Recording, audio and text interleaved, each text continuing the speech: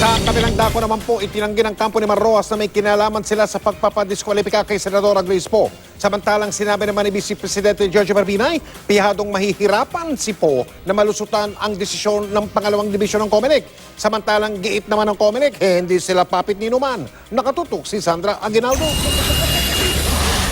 Sa desisyon ng COMELEC, 2nd Division na nagkansela ng Certificate of Candidacy ni Senadora Grace Poe sa pagkapresidente dahil kulang daw ito sa 10 taong residency requirement, sinabi ni Vice President Jejo Marbinay na sa tingin niya, mahihirapan na raw malusutan ni Senadora Grace Poe ang kwestiyon kaugnay sa kanyang pagiging qualified candidate para sa eleksyon 2016. Yung sa set, question of law yun.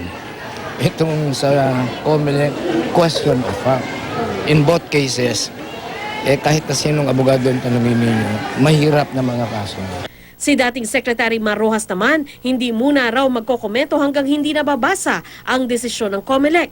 Pero sinabi ring nirerespeto niya ang batas at mga prosesong legal. Hinihintay pa namin ang reaksyon ng ibang presidential aspirants na Senadora Miriam Defensor Santiago at Davao City Mayor Rodrigo Duterte. Tinanong din namin ang kampo ni Rojas at Binay sa sinabi ni Poe na silang dalawa ang tunay na nasa likod ng mga hakbang para ma-disqualify siya. Hinihintay pa namin ang sagot dito ni Rojas pero itinanggi ni Representative Miro Kimbo, spokesman ng Daang Matuwid Coalition, ang paratang. Sabi niya, independent body ang Commission on Elections. The deciding vote in favor of Senator Grace was Senator Bam Aquino, who is not only an ordinary LP member but is a member of the Executive Committee of Liberal Party, is the first cousin of the President.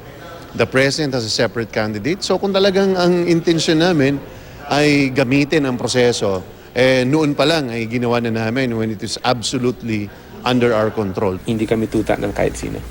Nakausap naman namin si Mon Ilagan, ang spokesman ng partido ni Binay na una. Ang sabi niya, di na raw muna sila magkokomento sa issue. Sandra Aguinaldo, Nakatutok, 24 Oras.